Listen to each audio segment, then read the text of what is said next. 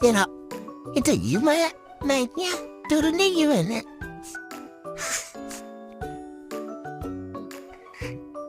Siap. Ngapain di situ? Astagfirullahaladzim. Oh, dia ngapain ikut-ikutan situ sih? Mau kemana sih? Astagfirullahaladzim. Ya Allah. Ya Rabbi. Sempit ya tuh? Ya.